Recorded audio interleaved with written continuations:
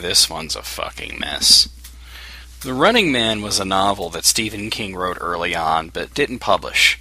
When he decided to use the pseudonym Richard Bachman to publish some old work, The Running Man was the third book released after Rage and The Long Walk. It's about a sort of dystopian future where America is a police state controlled by the government, and its biggest subsidiary, the network, which controls all the programming on TV, now called Freevee.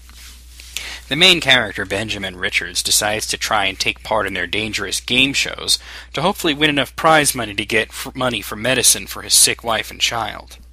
When they review him, they find he's a political dissident type, an old-fashioned guy who doesn't like the large, all-controlling government and bucks modern trends by having interests in old automobiles, making off-color jokes, and, most damning of all, having an old-fashioned marriage rather than the 5- or 10-year contracts people make. The networks see this as an opportunity to get rid of him, so they invite him to take part in their most dangerous show, The Running Man, where you basically are let loose and try to survive for a month while government agents attempt to hunt you down and kill you. The people are so into the show that many will gladly assist in helping them catch you because they get prize money for that. No one has ever survived the entire month, though for every day they remain alive, they get more and more money for their families. The book ends with Richards and the main hunter at a stalemate, and Ben ends the farce by crashing a jetliner into the network skyscraper. Sound a little familiar in a kind of disturbing way? Well, yeah, but remember this was written decades before what you're thinking about. Anyway, out of the 7 Bachman books, only 2 have been made into movies so far, The Running Man and Thinner, though you could almost count Misery as a Bachman book, as it was intended to be one, and there's current plans to adapt The Long Walk.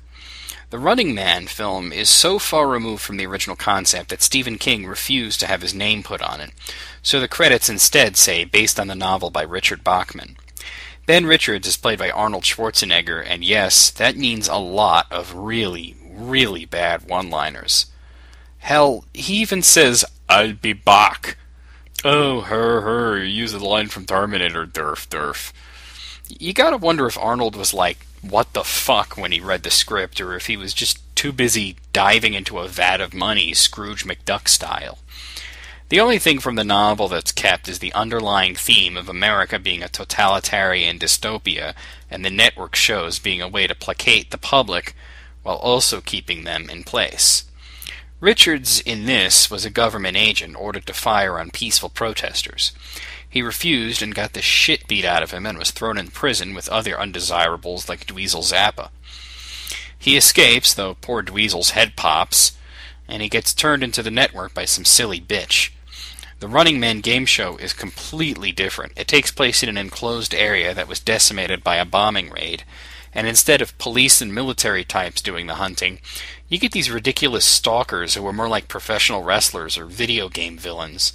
You got Sub-Zero, a big fat Japanese hockey player guy, Fireball, a guy with a flamethrower and a jetpack, and Dynamo, an opera-singing fat ass who throws lightning.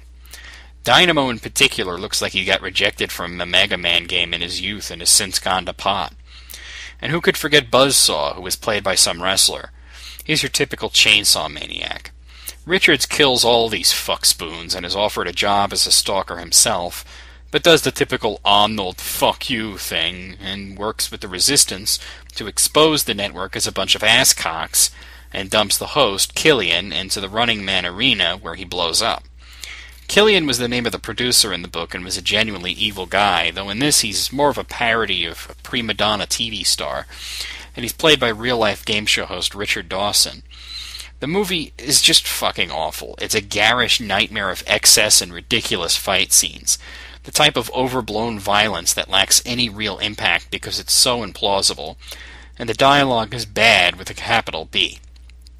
The constant 80s pop soundtrack really clashes with the movie's attempted tone, and makes it even more of an unwitting parody, though I do like the song at the end credits. Arnold was at a point in his career where he was just phoning it in.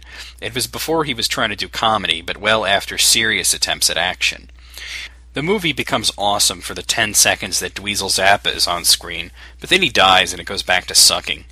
This is one of those movies that has a little bit of a cult following, and some people like to say it's so bad it's good. I think it's so bad that it went right past good and back to bad. It's not funny, the acting is beyond poor, the script is a joke, and perhaps worst of all, it's one of those annoying 80s movies set in the future where they didn't think that fashion trends would be any different. So the Running Man set is full of spandex-clad dancing girls with teased-up feathered hair. How the hell is that the future? That kind of shit always annoys me. I'd much rather have it be like Back to the Future 2. Sure, people look ridiculous in the future, what with the neon clothes and double ties, but at least it didn't look like the 80s. This movie looks exactly like the 80s, just with bad lighting. Anyway, I could rant on and on about how bad this is, but I think I've made my point. I especially have to take some points off for them ruining what was a perfectly good story anyway, and tacking on a sappy, happy ending. 1 out of 10. I can't, in good conscience, give it any more than that.